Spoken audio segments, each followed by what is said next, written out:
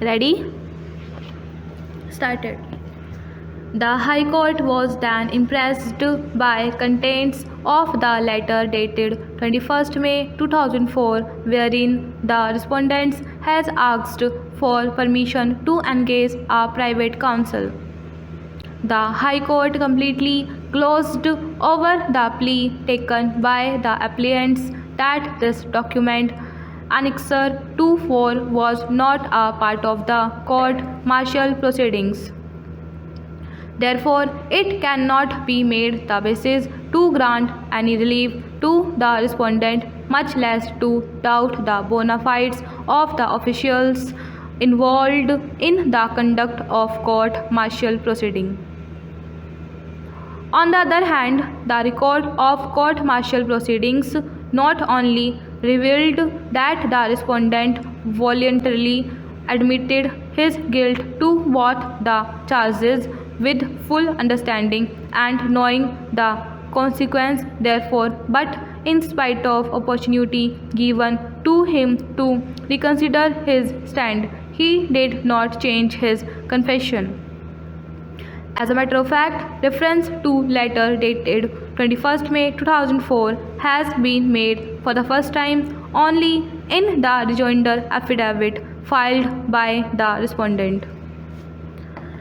No tangible explanation is forthcoming as to what prevented the respondent from referring to this communication in the first place in the court-martial proceedings, or at least in the appeal preferred by him under Section 161 of the Act to the competent authority.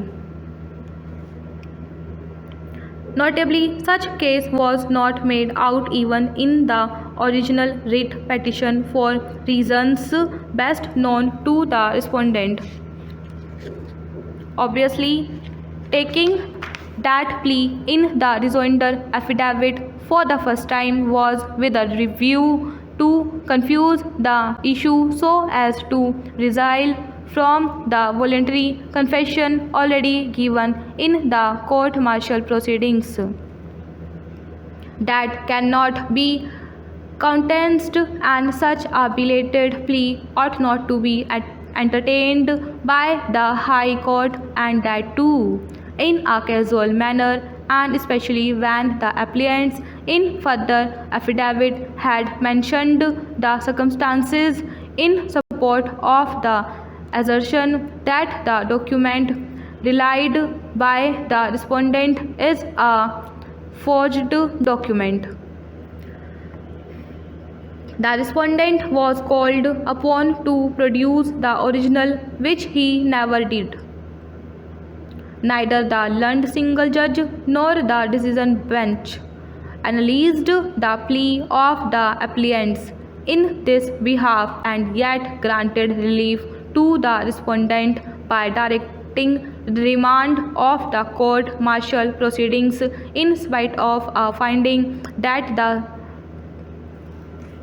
said document was not part of the court-martial proceedings, that has resulted in awarding premium to the respondent who had approached the court with unclean hands, and to give opportunity to resile from the voluntary confession made by him, which fact was justly recorded in the court-martial proceedings by the concerned officials whose integrity is impeccable.